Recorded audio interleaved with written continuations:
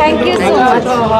Social মিডিয়াতে অনেকে বলছে যে সৃজনশীল একটা ইয়াং মেয়ে, তিনি একটু বয়স্ক টাইপের নায়কদের সাথে অভিনয় করছেন। আপনি কি সামনে ইয়াং নায়কদের সাথে অভিনয় করার সম্ভাবনা আছে কিনা? বয়স্ক নায়ক কারা কারা আছে? একমাত্র ডিপজল ভাই ছাড়া তো আমি কাউকে দেখছি না বয়স্ক নায়ক। সৃজনশীল আর কি বয়স্ক নায়ক পছন্দ বেশি না ইয়াং পছন্দ?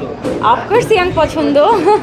শোনেন, আর আমাদের রজনীকান্ত দাদা, যারা ভারতের একজন ফেমাস অভিনেতা রজনীকান্ত, সো ওনার সাথেও কিন্তু ঐশ্বরিয়া কাজ করেছে, এখনও উনি হিরো।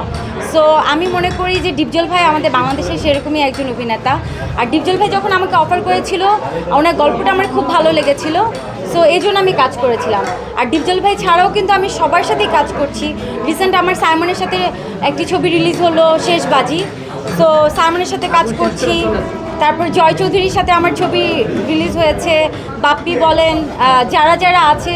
এছাড়াও কী বলে, আরজুর সাথে আমি ছবি শেষ করলাম, ইমনের সাথে আমার দুটো ছবি হলো।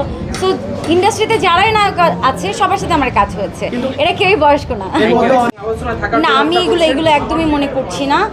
মানুষের ব্যাপার, মানুষকে শুধু শুধু ব্লেম না দেওয়াটাই ভালো। কিন্তু নিপুণ আপুকে আমি অনেক পছন্দ করি, অনেক ভালোবাসি, কিন্তু আপুর এই মামলা টামলার জন্য মানুষ হয়তো বা তাকে খারাপ বলছে। আর আমার মনে হয় যে আমরা মিলেমিশে থাকি, এটাই ভালো। আর যেহেতু উনি রায়টা মেনে নিয়েছে, আর এখন এইগুলো মামলা করাটার সম্পূর্ণ ভিত্তি, মানে এটা একটা হাস্যকর বিষয়। সো আমার কাছে মনে হয় যে সবাই এটা খারাপ ছাড়া কেউই ভালো বলছে না। অনেকেই বলছে সোশ্যাল মিডিয়াতে যে আচ্ছা, আমি একটা অ্যাওয়ার্ড প্রোগ্রামে এসেছি, এই ব্যাপারে আর কিছু বলতে চাচ্ছি না। Thank you. এখানে নিপুণ আরেকটা কথা বলেছে, যেটা হচ্ছে ডিপজল ভাই বিষয়ে অশিক্ষিত, পড়াশোনা জানা না।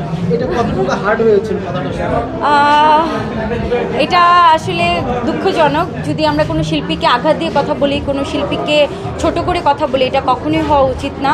আর যেহেতু ওনাদের একটা কম্পিটিশনের জন্য ওনাদের ভিতরে একটা ক্ষোভ আছে, সো সেক্ষেত্রে নিপুণ আপু ঢিল ছোড়ার জন্য এই কথাটা হয়তো বা বলেছে, কিন্তু এটা বলাটা উচিত হয়নি।